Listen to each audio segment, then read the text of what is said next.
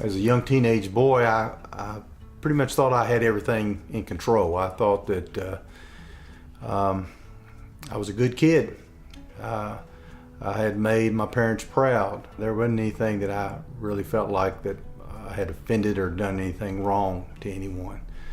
Everybody liked me, and it was actually while I was working at a local grocery store that I became acquainted with the fellow that was a butcher there. Turns out that fella happened to be going to Ashland Baptist College, and he was studying to become a pastor. And it was one evening after we had got off of work that he asked if he could just share with me some things, and I was open to that. And I'll never forget that moment. We sat in the front of his Camaro, and he shared the gospel with me. He shared John 3:16, and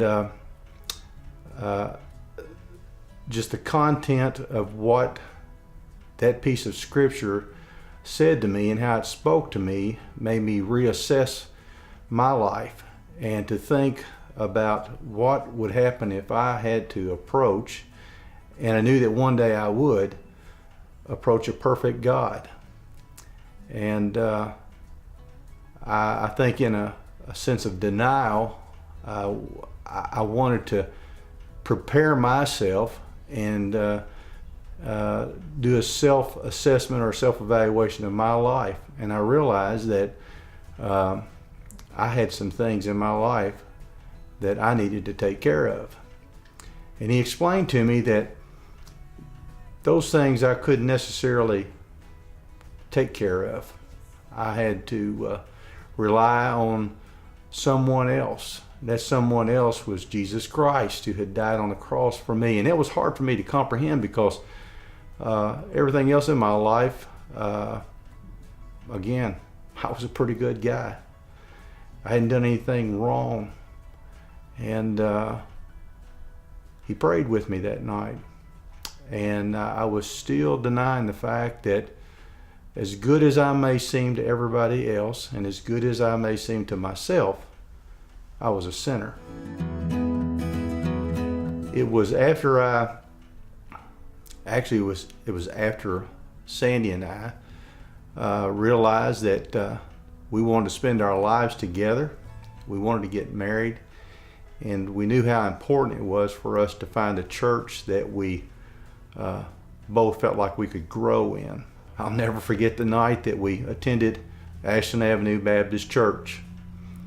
And the things that were being preached that night, I didn't fully comprehend and fully understand, but still I was burdened with the fact that there were things in my life that God knew about and I knew about that I had to come to a point to realize and publicly make a confession of faith that I was a sinner and that I needed Jesus in my life.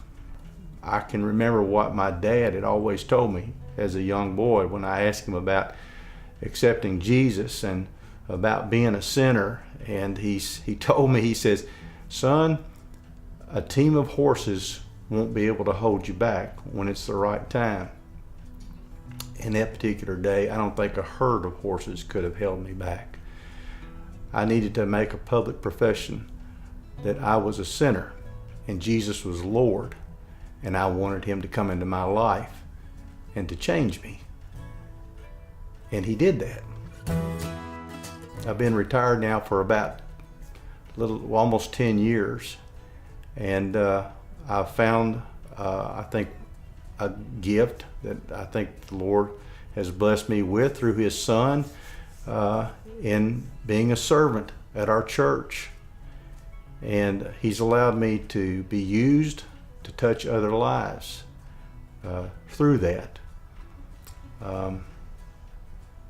He's provided for me things that I would have never been able to comprehend.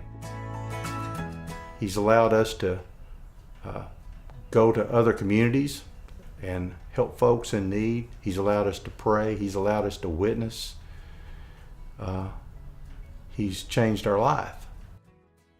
My name is Roger Holland, and Jesus changes everything.